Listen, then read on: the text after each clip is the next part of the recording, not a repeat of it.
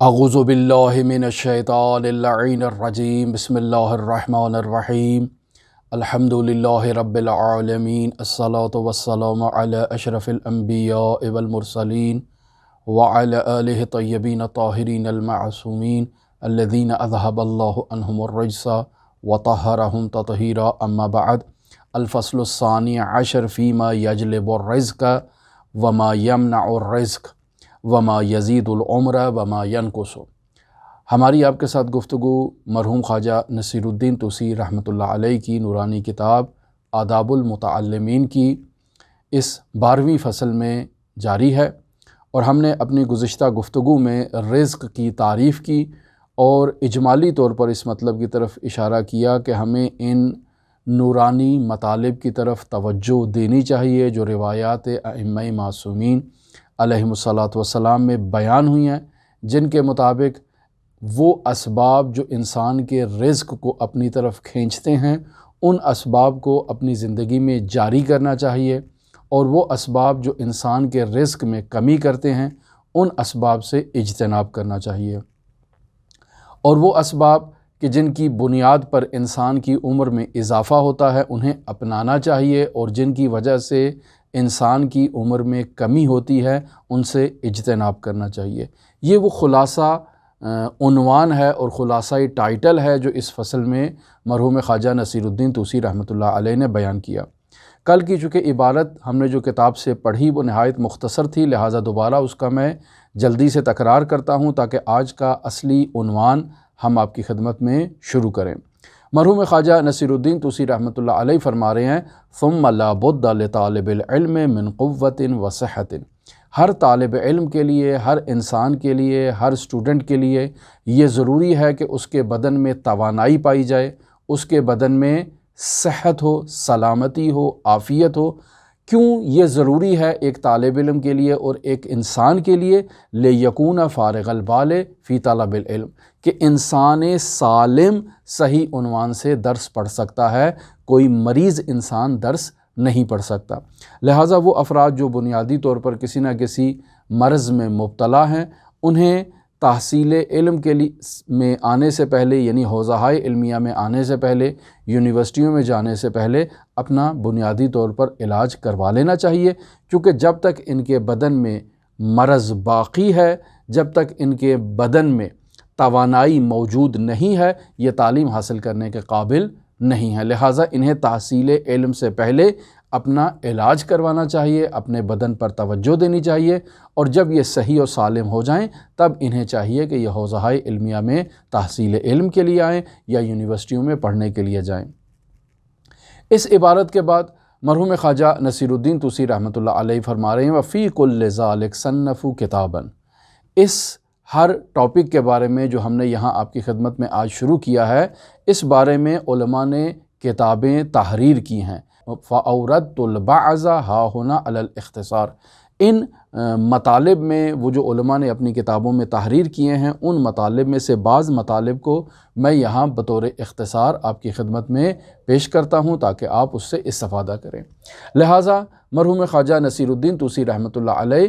ان مطالب کو بیان کرنے سے پہلے رسول خدا صلی اللہ علیہ وآلہ وسلم کی ایک نورانی حدیث کو بطور خلاصہ یہاں پر بیان کر رہے ہیں۔ یعنی کیا مطلب بطور خلاصہ؟ مراد یہ ہے کہ جو بھی عوامل وسعت رزق اور قلت رزق یا وسعت عمر اور قلت عمر سے متعلق مرحوم خواجہ نصیر الدین طوسی رحمۃ اللہ علیہ بیان کریں گے، ان تمام مطالب کا نچوڑ اس حدیث میں رسول خدا صلی اللہ علیہ وآلہ وسلم سے بیان ہو گیا ہے۔ لہٰذا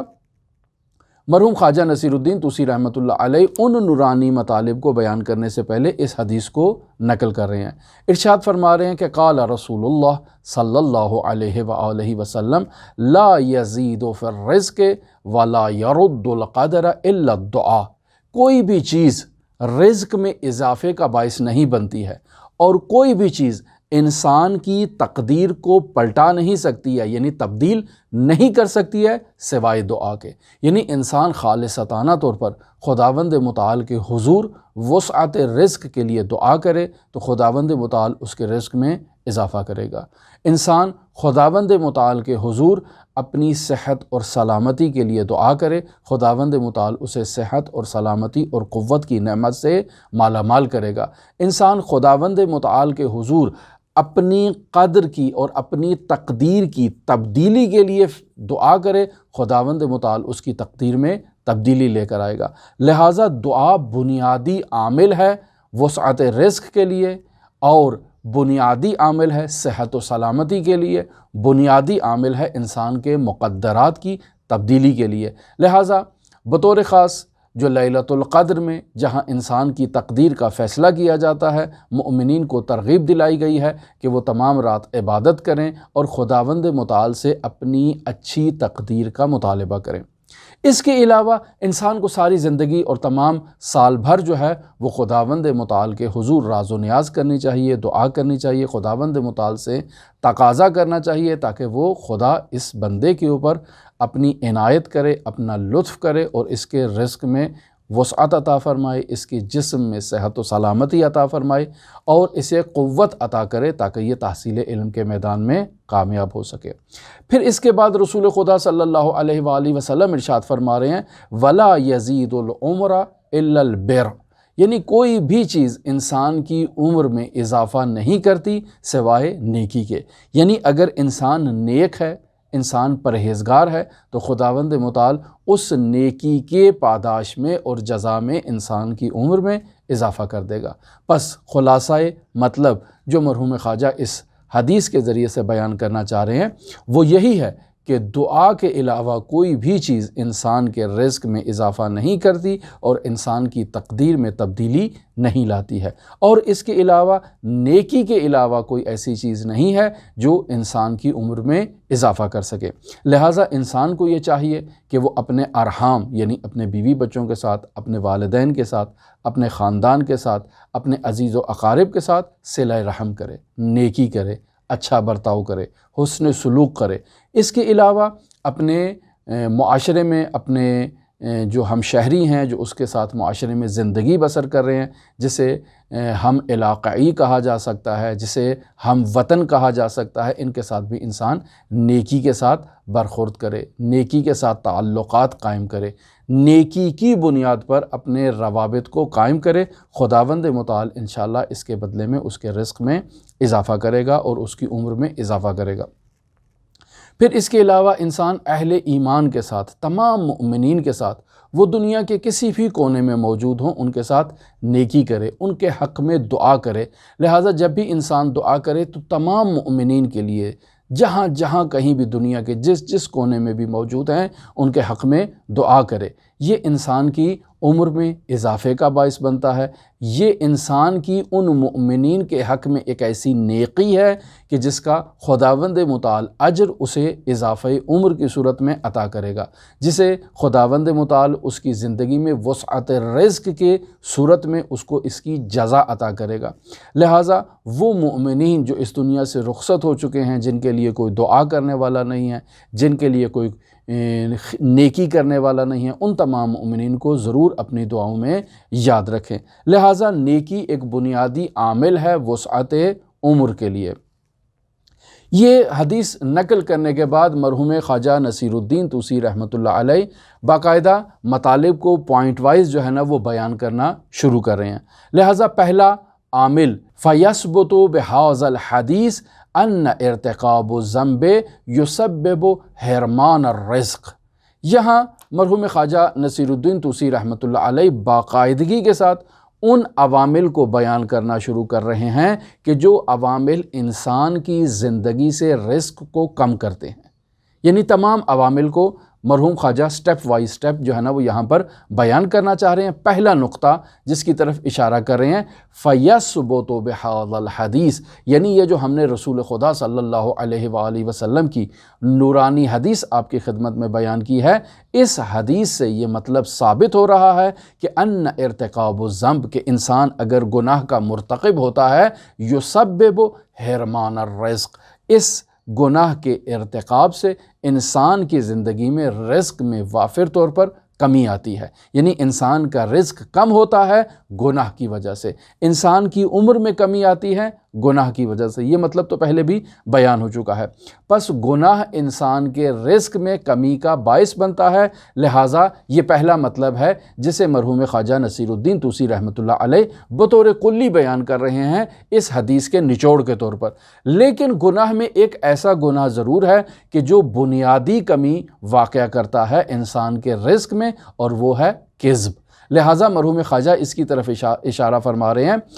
فَيَثْبُتُ بِهَذَا الْحَدِيث، اس حدیث سے یہ مطلب ثابت ہو گیا کہ ان ارتکاب الذنب یسبب حرمان الرزق، کہ گناہ کا مرتکب ہونا انسان کے رزق میں کمی لاتا ہے، خصوصاً الکذب، بطور خاص جھوٹ ایسا ایک گناہ ہے کہ یورث الفقر، کہ جس کے نتیجے میں انسان کو فقر نصیب ہوتا ہے۔ وقد ورد حدیث خاص بذالک، اور اس کذب کی وجہ سے انسان کے فقر میں اضافے سے متعلق خاص طور پر روایت بیان ہوئی ہے۔ لہٰذا اس کی طرف توجہ دی جائے کہ بطور کلی گناہ جو ہے وہ انسان کے رزق میں بھی کمی کا باعث بنتا ہے، اور گناہ انسان کی عمر میں بھی کمی کا باعث بنتا ہے۔ اور ہم کل آپ کی خدمت میں اس مطلب کو، رزق کی جب تعریف بیان کر رہے تھے تو اس میں اس عمر کو رزق کے ذیل میں لے کر آئے تھے، یعنی انسان کا رزق اس کی عمر ہے، یعنی انسان کی عمر اگر طولانی ہوگی تو یعنی خداوند متعال نے اسے عمر رزق کے طور پر دی ہے، اور اگر انسان کی عمر کم ہے تو یعنی انسان نے اپنی زندگی میں کچھ ایسے اسباب اور عوامل کا سہارا لیا ہے جس کی وجہ سے اس کی یہ عمر جو ہے وہ کم ہو گئی ہے، یعنی اس کا یہ رزق کم ہو گیا ہے۔ لہٰذا یہ جو حدیث بیان ہو رہی ہے کہ خصوصاً الکذب یورث الفقر، کہ کذب جو ہے وہ فقر کا باعث بنتا ہے، یعنی انسان کی زندگی میں کمی کا باعث بھی بنتا ہے جو ایک رزق ہے۔ وقد ورد حدیث خاص بذالک، اور اس بارے میں ایک خاص حدیث بھی بیان ہوئی ہے۔ پس پہلا مورد جو انسان کے رزق میں بھی کمی کا باعث بنتا ہے اور انسان کی عمر میں بھی کمی کا باعث بنتا ہے وہ گناہ ہے، اور گناہوں میں بھی بطور خاص کذب اور جھوٹ ایک ایسا گناہ ہے کہ جس کی وجہ سے انسان کا رزق بھی کم ہوتا ہے، عمر بھی کم ہوتی ہے۔ اور اب آپ اسے معاشرے میں دیکھ لیں، اپنی زندگی میں دیکھ لیں کہ ہم کس قدر جھوٹ بولتے ہیں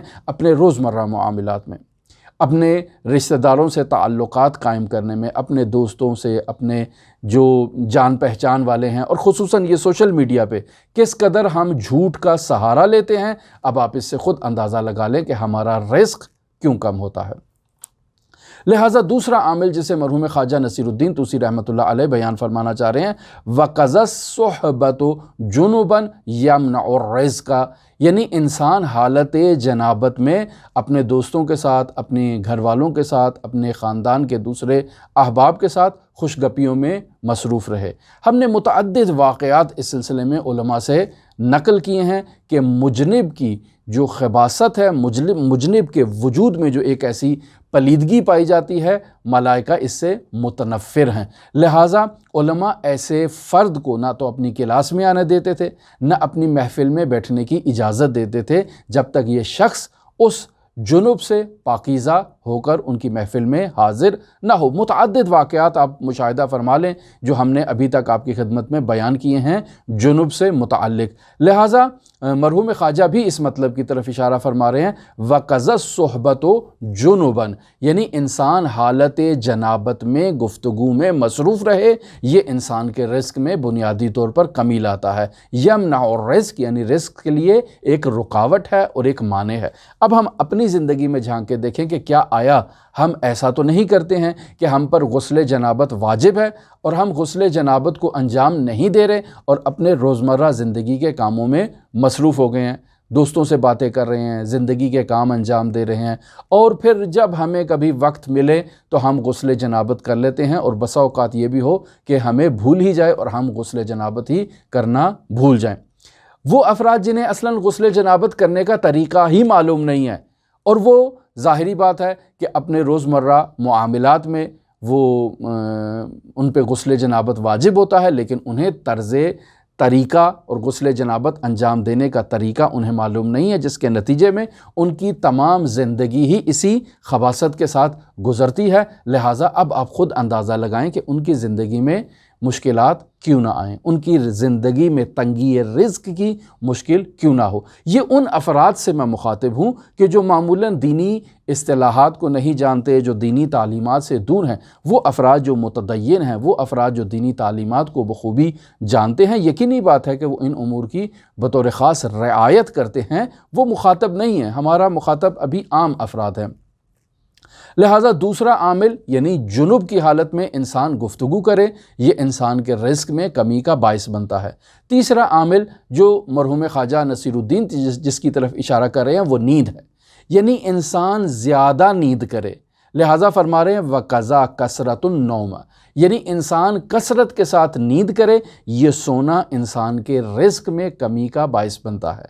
اور بطور خاص زیادہ سونا، اور وہ بھی ایسے ٹائم پہ جو فجر کاذب کا ٹائم ہے، جو فجر صادق کا ٹائم ہے، جو طلوع آفتاب سے پہلے کا ٹائم ہے۔ یہ وہ ٹائم ہے کہ جس کے درمیان اگر انسان سوتا ہے تو انسان کے رزق میں نمایاں طور پر کمی واقع ہوتی ہے۔ کیوں؟ چونکہ روایات میں اس مطلب کی طرف اشارہ کیا گیا ہے کہ فجر صادق سے طلوع آفتاب کے درمیان جو ہے وہ خداوند متعال باقاعدہ طور پر اپنی مخلوقات میں رزق کو تقسیم کرتا ہے۔ اب اگر ایسے عالم میں ایک انسان سو جائے جب خداوند متعال رزق کو تقسیم کر رہا ہے، تو در واقع اس نے خود اپنا نصیب جو ہے اس کا دروازہ بند کر دیا ہے۔ یعنی خداوند متعال رزق تقسیم کر رہا ہے، اپنی مخلوقات کو پکار رہا ہے کہ آؤ جسے رزق چاہیے وہ مجھ سے رزق لے لے، لیکن یہ انسان خدا کی اس پکار پر لبیک نہیں کرتا اور اپنے بستر پر چادر اوڑھ کے کولر لگا کر اس گرمی کے موسم میں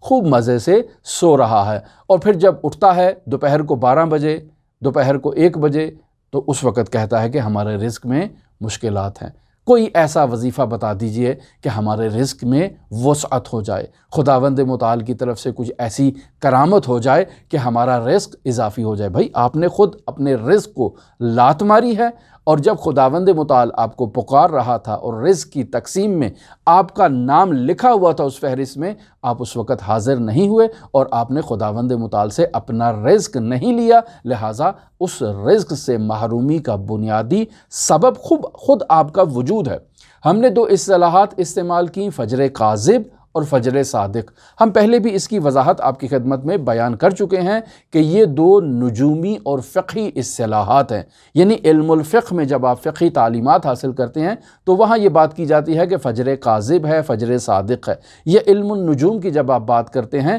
تو اس علم النجوم میں باقاعدہ 24 گھنٹوں کے جو اوقات ہیں اس میں ایک وقت فجر کاذب کا ہے اور فجر صادق کا ہے۔ سوال یہ پیدا ہوتا ہے کہ یہ دونوں کیا چیزیں ہیں؟ اجمالی طور پر میں آپ کی خدمت میں بیان کر دوں کہ جب رات کی بالکل تاریکی چھا جاتی ہے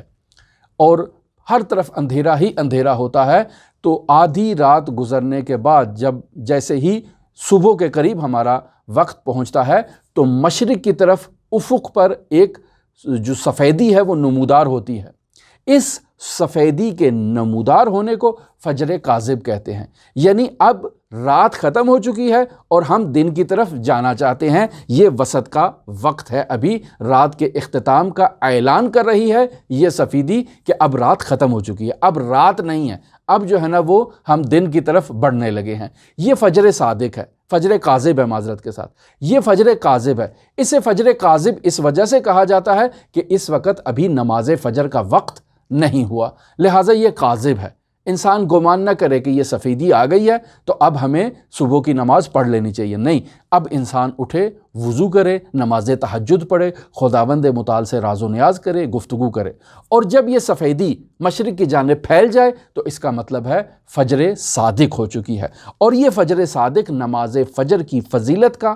آغاز کا وقت ہے، یعنی فضیلت کا وقت ہے، اور اس ٹائم انسان کو نماز فجر ادا کرنی چاہیے۔ لہٰذا انسان رات جب ختم ہو جائے تو انسان بیدار ہو جائے، یعنی فجر کاذب پر بیدار ہو، اور طلوع آفتاب تک انسان مکمل طور پر بیدار رہے اور نہ سوئے۔ یہ انسان کے رزق کی تقسیم کا وقت ہے۔ انسان خداوند متعال سے راز و نیاز کرے، گفتگو کرے، نماز شب پڑھے، نماز تہجد پڑھے، دعائیں کرے، اور اگر کچھ بھی نہیں کر سکتا ہے، یہ چیزیں وہ نہیں کرنا چاہتا ہے، تو لا عقل اس ٹائم بیدار رہے۔ یہ بیداری خود انسان کے رزق میں اضافے کا ایک بنیادی سبب ہے۔ لہٰذا چوتھا عامل جسے مرحوم خواجہ نصیر الدین طوسی رحمۃ اللہ علیہ بیان فرما رہے ہیں، ثم النوم عریانا، بعض لوگ اس عادت میں مبتلا ہیں۔ توجہ کریں کہ اگر انسان اپنے کپڑے اتار کر اپنے بستر میں سو جاتا ہے تو اس سے انسان کے رزق میں کمی واقع ہوتی ہے۔ لہٰذا اس عادت سے اگر کوئی اس عادت میں مبتلا ہے تو خود کو نجات عطا کرے، یہ انسان کے رزق میں کمی کا بنیادی عامل ہے ایک۔ ثم النوم عریانا یعنی برہنہ حالت میں انسان کا سونا اس کے رزق میں کمی کا باعث بنتا ہے۔ پانچواں مطلب جسے مرحوم خواجہ بیان کر رہے ہیں، والبول عریانا، یعنی انسان کا جو ہے سونا برہنہ حالت میں، یہ بھی رزق میں کمی کا باعث بنتا ہے، اور انسان اپنا لباس اتار کر جو ہے وہ پیشاب کرنے چلا جائے، اس سے بھی انسان کے رزق میں کمی واقع ہوتی ہے۔ لہٰذا بطور خاص انسان جب غسل خانے میں غسل کرنے کے لیے جا رہا ہے تب بھی انسان کو عریاناً جو ہے وہ پیشاب نہیں کرنا چاہیے، بلکہ انسان اپنے بدن کو ڈھانپ کے رکھے، اور پھر اس حالت میں انسان جو ہے وہ یعنی مکمل طور پر عریان نہ ہو، اور پھر انسان جو ہے وہ پیشاب کرے۔ عریاناً پیشاب کرنے سے انسان کے رزق میں کمی واقع ہوتی ہے۔ پھر اس کے علاوہ چھٹا عامل جسے مرحوم خواجہ نصیر الدین طوسی رحمۃ اللہ علیہ بیان فرما رہے ہیں، والعقل جنوبا، یعنی انسان حالت جنابت میں ہے، غسل اس کے اوپر واجب ہے، اور انسان کو اگر غسل کا طریقہ بھی نہیں آتا ہے تو یہ تو زیادہ اس میں مبتلا ہے۔ یعنی انسان پر غسل جنابت واجب ہے اور انسان غسل نہیں کر رہا ہے، اپنے دوستوں سے خوش گپیوں میں مصروف ہے، دسترخوان لگا کر کھانا کھائی جا رہا ہے، یہ انسان کے رزق میں کمی کا باعث بنتا ہے، انسان کو اس سے اجتناب کرنا چاہیے۔ لہٰذا اگلا عامل جس کی طرف مرحوم خواجہ اشارہ فرما رہے ہیں، ساتواں عامل، وَالتَّحَاوُنُ بِسِقَاطِ الْمَائِدَةِ، یعنی انسان جب دسترخوان پر موجود ہے تو دسترخوان میں کچھ چیزیں وہ تناول کرے گا اور کچھ چیزیں اس کے ہاتھ سے نیچے گر جائیں گی، یعنی روٹی کے وہ ٹکڑے جو دسترخوان پر موجود ہیں اور انسان کے ہاتھ سے وہ گر گئے ہیں، چھوٹے چھوٹے ذرات ہیں، انسان ان کو توجہ نہیں دیتا ہے، انہیں جو ہے وہ دسترخوان پر باقی رہنے دیتا ہے، بسوں اوقات اسے کوڑے میں پھینک دیتا ہے۔ یہ جو سہل انگاری کرنا ہے، یعنی والتعاون یعنی سہل انگاری کرنا، بسقاط المائدۃ، یعنی وہ چیز جو دسترخوان میں بچ گئی ہے اسے جو ہے نا وہ لپیٹ کے انسان جو ہے نا وہ کوڑے کے ڈبے میں پھینک دیتا ہے، اس سے انسان کے رزق میں کمی واقع ہوتی ہے۔ کیوں؟ چونکہ انسان نے خداوند متعال کے رزق کی توہین کی ہے۔ اب جب خدا کے رزق کی توہین کی ہے تو کس توقع سے یہ خداوند متعال سے وسعت رزق کا مطالبہ کر رہا ہے؟ لہٰذا آپ دیکھیں کہ آج کل کے دور میں لوگ اس چیز میں زیادہ مبتلا ہیں۔ کیوں؟ چونکہ آج کل کے دور میں ہمارا جو دسترخوان ہے وہ دسترخوان ایک دفعہ استعمال ہونے والا ہے، جسے فارسی زبان میں یک بار مصرف کہتے ہیں، یعنی ایک دفعہ آپ نے استعمال کیا، ڈسپوزیبل ہے، اس کو استعمال کرنے کے بعد اسے لپیٹا اور یوں کوڑے میں پھینک دیا۔ اور برتن بھی آج کل اس طرح کے ہی آ چکے ہیں جو ڈسپوزیبل قسم کے ہیں، انسان ایک دفعہ انہیں استعمال کرتا ہے اور اس کے بعد انہیں پھینک دیتا ہے۔ ایسے میں وہ خوراک جو اس دسترخوان پر باقی ہے، ان برتنوں میں باقی ہے، انسان انہیں ضائع کر دیتا ہے اور پھینک دیتا ہے، یوں ہی لپیٹ کے اس دسترخوان میں جو کچھ بھی ہے اسے کچرے میں پھینک دیتا ہے۔ یہ رزق کی توہین ہے، اور خداوند متعال اس انسان کو جو اس کے رزق کی اس طرح سے اہانت کرے اس کے رزق میں کمی لے کر آتا ہے۔ لہٰذا آٹھواں مورد جسے مرحوم خواجہ نصیر الدین طوسی رحمۃ اللہ علیہ فرما رہے ہیں، وَحَرْقُ قِشْرِ الْبَصَلِ وَالثَّوْمِ، یعنی انسان پیاز اور لہسن کے چھلکوں کو آگ لگائے، یعنی پیاز کے چھلکے اتارے ہیں، لہسن کے چھلکے اتارے ہیں، اب انسان انہیں آگ لگا کر جو ہے نا وہ تماشا کر رہا ہے، کھیل رہا ہے، جو کچھ بھی کر رہا ہے۔ یہ پیاز کے اور لہسن کے چھلکوں کو آگ لگانے سے انسان کے رزق میں کمی ہوتی ہے، لہٰذا اس کام سے اجتناب کرنا چاہیے۔ پھر نواں مورد، وَكَنَسُ الْبَيْتِ فِي اللَّيْلِ، اور اس میں بھی ہم لوگ مبتلا ہیں، یعنی رات کے وقت اپنے گھر میں جھاڑو لگاتے ہیں، اور رات کے وقت اگر گھر میں جھاڑو لگایا جائے تو اس سے انسان کے رزق میں کمی واقع ہوتی ہے۔ ہم نے اپنے بوڑھے بزرگوں سے یہ باتیں تو سنی ہیں، لیکن اس پر ہم آج کل عمل نہیں کرتے ہیں، لہٰذا مشکلات کا شکار ہیں۔ پھر اس کے علاوہ 10واں مورد جسے مرحوم خواجہ نصیر الدین طوسی رحمۃ اللہ علیہ فرما رہے ہیں، وہ ہے وَتَرْكُ الْقُمَامَةِ فِي الْبَيْتِ، یعنی گزشتہ ہم نے درس میں آپ کی خدمت میں بیان کیا تھا کہ انسان اگر اپنے سر سے جوں کو نکال کر زمین پر چھوڑ دیتا ہے تو اس جوں کو زندہ چھوڑنے سے انسان کی عقل میں کمی واقع ہوتی ہے۔ آج فرما رہے ہیں وَتَرْكُ الْقُمَامَةِ فِي الْبَيْتِ، یعنی انسان سر سے جوؤں کو نکال رہا ہے، اسے مار نہیں رہا ہے، اسے گھر کے اندر چھوڑ رہا ہے، اس سے انسان کے رزق میں کمی واقع ہوتی ہے، لہٰذا اجتناب کرنا چاہیے۔ عقل میں بھی کمی واقع ہوتی ہے اور رزق میں بھی کمی واقع ہوتی ہے، لہٰذا اجتناب کرنا ضروری ہے۔ 11واں مورد مرحوم خواجہ جس کی طرف اشارہ فرما رہے ہیں وَالْمَشْيُ قُدَّامَ الْمَشَائِخِ، یعنی انسان اپنے بزرگان کے آگے چلے۔ ظاہری طور پر اس مطلب سے یہی ظاہر ہوتا ہے کہ ہمارے باپ دادا بزرگ بڑے جو ہمارے ہیں یا بطور خاص علماء کرام علماء دین معاشرے کی شخصیات جو نامور شخصیات ہیں وہ چل رہی ہیں اور ہم ان کے آگے آگے جو ہے نا وہ چل رہے ہیں، تو یہ بے ادبی ہے، ان کے آگے چلنا بے ادبی ہے، انسان ان کے آگے نہ چلے۔ لہٰذا وَالْمَشْيُ قُدَّامَ الْمَشَائِخِ، یعنی اپنے بزرگوں کے آگے چلنے سے انسان کے رزق میں کمی آتی ہے، یہ ظاہری اس کا معنی ہے۔ لیکن ایک اس کا باطنی معنی بھی ہے اور وہ یہ ہے کہ وَالْمَشْيُ قُدَّامَ الْمَشَائِخِ، یعنی انسان اپنے بزرگوں سے آگے گفتگو کرنا شروع کر دے۔ یعنی آپ کسی استاد کے سامنے بیٹھے ہیں، کسی نے استاد سے سوال کیا اور آپ جو ہے وہ استاد کے جواب دینے سے پہلے خود جو ہے نا وہ اپنے علم کا اظہار کرنا شروع کر دیں اور جواب دینا شروع کر دیں، یہ بھی مشی قدام المشائخ ہے، یعنی آپ اپنے استاد پر جواب دینے میں سبقت لے رہے ہیں، اس سے بھی رزق میں کمی واقع ہوئے گی اور اس کو قولی طور پر جو ہے نا وہ کہا جائے گا کہ آپ نے قول میں لسان میں اپنے بزرگان سے سبقت لی ہے، اور بس اوقات فعل میں انسان اپنے بزرگان سے سبقت لیتا ہے، لہٰذا ان چیزوں سے اجتناب کرنا چاہیے۔ بزرگان کا احترام نہایت ہی ضروری ہے، اور اگر انسان احترام نہیں کرے گا تو اس کے رزق میں کمی واقع ہوگی۔ 12واں مورد جسے مرحوم خواجہ نصیر الدین فرما رہے ہیں وَنِدَاءُ الْأَبَوَيْنِ بِاسْمِهِمَا، اور آج کل اس میں بھی لوگ مبتلا ہے، یعنی والد کو اور والدہ کو، دادا اور دادی کو ان کے نام سے پکارتے ہیں۔ مثلا محمد کہاں گئے تھے، فاطمہ تم کہاں تھی، یعنی اپنی والدہ کو، اپنے والد کو، اپنے دادا کو، اپنی دادی کو اس کے نام سے مخاطب کرنا، اور یہ انسان کے رزق میں کمی کا باعث بنتا ہے۔ پھر 13واں مورد جسے مرحوم خواجہ بیان فرما رہے ہیں وَخِلَالُ بِكُلِّ خَشَبَةٍ، یعنی انسان کو جو لکڑی بھی ملتی ہے اس لکڑی کو اٹھاتا ہے اور اس سے اپنے دانتوں کو صاف کرنا شروع کر دیتا ہے۔ معمولاً وہ افراد جو کھانا کھاتے ہیں اور کھانا کھانے کے بعد ان کے دسترخوان پر مخصوص قسم کی ایک وہ لکڑی موجود ہوتی ہے جس سے وہ اپنے دانتوں کے درمیان خلال کرتے ہیں اور کھانے کے جو باقی ماندہ اجزاء ہیں انہیں باہر نکالنے کی کوشش کرتے ہیں، لیکن بس اوقات وہ لکڑی دسترخوان پر موجود نہیں ہے، تو انسان اطراف میں نگاہ کرتا ہے، جو چیز بھی اس کو ملتی ہے انسان اپنے منہ میں ڈالتا ہے اور اپنے دانتوں کی صفائی کرنا شروع کر دیتا ہے۔ اور اگر کسی پارک وغیرہ میں بیٹھا ہے تو کسی درخت کی ٹہنی کو توڑ لیا یا زمین سے کسی گھاس کو اٹھا لیا اور دانتوں پہ مارنا شروع کر دیا، اس سے انسان کے رزق میں کمی واقع ہوتی ہے۔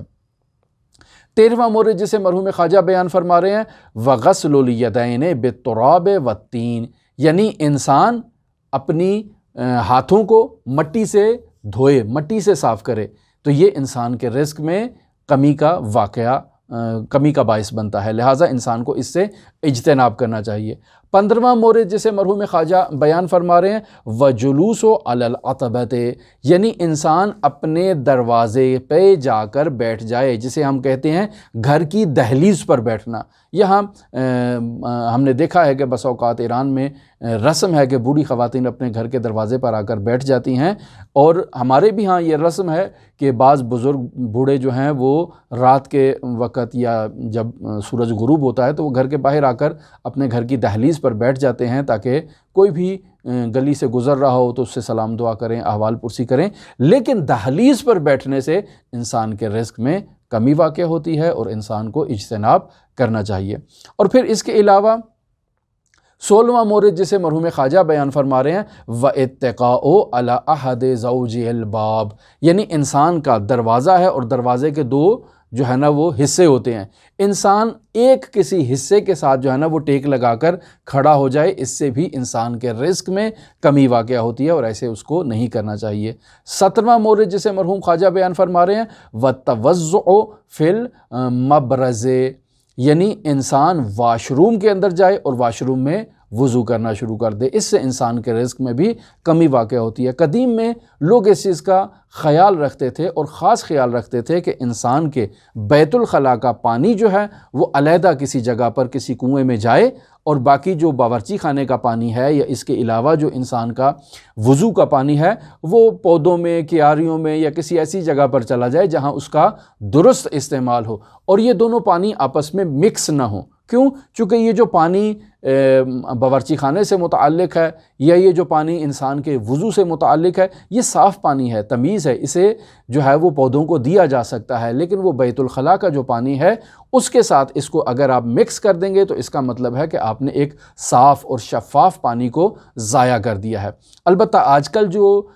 باورچی خانے کا پانی ہے وہ بھی گندا ہوتا ہے، کیونکہ باورچی خانے میں ایسے کیمیکلز پر مشتمل پاؤڈرز اور ایسی چیزیں استعمال کی جاتی ہیں برتنوں کو دھونے کے لیے کہ وہ جو پانی اس سے نکلتا ہے وہ نہایت ہی گندا ہوتا ہے، لیکن قدیم میں ایسا نہیں ہوتا تھا۔ قدیم میں باورچی خانے میں جب برتنوں کو دھویا جاتا تھا تو زیادہ سے زیادہ برتنوں میں مٹی لگا کر اس کو پانی سے اچھی طرح سے مانجھ کر اس کو دھو لیا جاتا تھا، تو مٹی بھی مٹی میں جائے گی، پانی بھی پانی میں جائے گا، اور اس سے کوئی جو ہے وہ پانی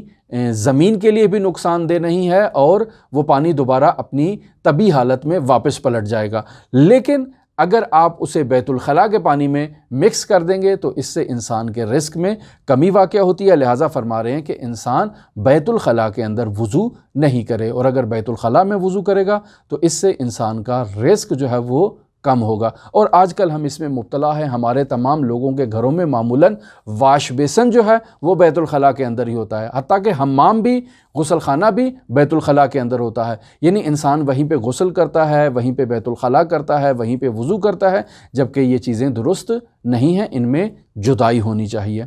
اور 18واں مورد جسے مرحوم خواجہ بیان کر رہے ہیں، اور یہ بھی ہمارا مبتلا بے مورد ہے، اور وہ ہے وَخَيَاطَةُ الثَّوْبِ عَلَى الْبَدَنِ، یعنی انسان نے لباس پہنے کہیں کام پہ جا رہا ہے اور اب دیکھا میرے تو کپڑوں میں بٹن نہیں ہے یا قمیض فلاں جگہ سے پھٹی ہوئی ہے، فوراً والدہ کو یا اپنی زوجہ کو یا اپنی ہمشیرہ کو آواز دی کہ بھئی مجھے دیر ہو رہی ہے، فوراً آئیں اور آ کر یہ میرا لباس درست کر دیں، اور وہ بھی فوراً سوئی دھاگا اٹھا کے بٹن لگا رہے ہیں یا ٹانکا لگا رہے ہیں۔ تو یہ جو بدن کے اوپر یعنی کپڑوں کو پہنے ہوئے انسان ان کی سلائی کر رہا ہے، اس سے انسان کے رزق میں کمی واقع ہوتی ہے، لہٰذا فرما رہے ہیں وَخَيَاطَةُ الثَّوْبِ، یعنی لباس کی سلائی کرنا فی البدن علی البدن، جسم کے اوپر، یعنی جسم پر کپڑے پہنے ہوئے ہیں اور اسی پہنے ہوئے کی حالت میں انسان جو ہے وہ اس کی سلائی کروا رہا ہے، اس سے انسان کے رزق میں کمی واقع ہو رہی ہے۔ 19واں مورد جسے مرحوم خواجہ بیان فرما رہے ہیں وَتَجْفِيفُ الْوَجْهِ بِالثَّوْبِ، یعنی انسان اپنے چہرے کو کپڑے سے یا تولیے سے صاف کر لیتا ہے، جس سے انسان کے چہرے کی ایک تو نورانیت بھی ختم ہو جاتی ہے، اور دوسرا بنیادی عامل اس میں یہ بھی ہوتا ہے کہ انسان کے رزق میں کمی واقع ہوتی ہے۔ بطور خاص انسان وضو کر رہا ہے تو وضو کرنے کے بعد انسان اپنے چہرے کو جو ہے وہ کسی کپڑے سے، کسی تولیے سے، کسی ٹیشو پیپر سے صاف کرنے کی کوشش کرتا ہے، جبکہ ایسا انسان کو نہیں کرنا چاہیے۔ لہٰذا فرما رہے ہیں وَتَجْفِيفُ الْوَجْهِ بِالثَّوْبِ، یعنی چہرے کو کپڑے سے دھونا انسان کے رزق میں کمی کا باعث بنتا ہے۔ 20واں مورد جسے مرحوم خواجہ بیان فرما رہے ہیں وہ ہے وَتَرْكُ الْبَيْتِ الْعَنْكَبُوتِ فِي الْبَيْتِ، یعنی انسان کے گھر میں مکڑی کے جالے لگے ہوئے ہیں اور انسان ان کی صفائی نہیں کر رہا ہے، وہ مکڑی کے جالے اسی طرح سے برقرار ہے، اس سے انسان کے رزق میں کمی واقع ہوتی ہے۔ لہٰذا قدیم میں رسم ہوا کرتی تھی کہ خواتین یا گھر کے جو افراد ہیں وہ گھر کے تمام کونوں کو اور تمام جگہوں کو اچھی طرح سے صاف کیا کرتے تھے تاکہ یہ مکڑی کے جالے گھر کے اندر نہ لگیں، اور اگر انسان اس کی رعایت نہیں کرے گا تو اس کے رزق میں کمی واقع ہوگی۔ اور پھر اس کے علاوہ 21واں مورد جسے مرحوم خواجہ بیان فرما رہے ہیں وَالتَّهَاوُنُ بِالصَّلَاةِ، یعنی انسان نماز کے اندر سستی کرتا ہے، اذان ہو گئی ہے، نماز کا وقت ہے اور انسان سو رہا ہے، اپنے کاموں میں مصروف ہے، اس سے انسان کے رزق میں کمی واقع ہوتی ہے۔ لہٰذا وہ افراد جو سیر و سلوک کرتے ہیں وہ نماز کو افضل وقت میں ادا کرتے ہیں۔ ہم متعدد مرتبہ ایسے واقعات، ایسی باتیں نقل کر چکے ہیں، مرحوم قاضی رحمۃ اللہ علیہ سے بھی نقل کر چکے ہیں کہ فرماتے تھے اول وقت میں نماز، مرحوم بہجت اول وقت میں نماز۔ تمام علماء، تمام بزرگان، تمام ائمہ معصومین علیہم الصلاۃ والسلام کی روایات اجماعاً اس مطلب پہ دلالت کرتی ہیں کہ انسان کو فضیلت کے وقت، اول وقت میں نماز ادا کرنی چاہیے۔ لہٰذا والتہاون بالصلاۃ، اور اگر انسان اس اول وقت میں نماز ادا نہیں کر رہا اور اس میں سستی کر رہا ہے تو یہ انسان کے رزق میں کمی کا باعث بنتی ہے۔ ہم نے آج آپ کی خدمت میں 21 موارد بیان کیے جو انسان کی رزق میں کمی کا باعث بنتے ہیں، انسان کو ان سے اجتناب کرنی چاہیے۔ یہ ہماری بحث ابھی کمپلیٹ نہیں ہوئی، متعدد ایسے موارد ہیں جنہیں ابھی مرحوم خواجہ ہمارے لیے بیان کر رہے ہیں۔ ہم انشاءاللہ اپنی آئندہ گفتگو میں آپ کے ساتھ شیئر کریں گے۔ اگر آپ دلچسپی رکھتے ہیں تو ہمارے ساتھ رہیے گا۔ یقیناً ان عوامل کی رعایت کرنے سے انسان کے رزق میں اضافہ ہوگا، انسان کی عمر میں اضافہ ہوگا، چونکہ عمر بھی انسان کا ایک رزق ہے۔ خداوند متعال ہمیں توفیق عطا فرمائے کہ حضرات اہل بیت علیہم الصلاۃ والسلام کی ان تعلیمات پر عمل کریں جنہیں حضرات اہل بیت نے رسول خدا صلی اللہ علیہ وآلہ وسلم سے ہم تک پہنچایا ہے۔ اللہم صلی علی محمد وآل محمد وعجل فرج قائم آل محمد۔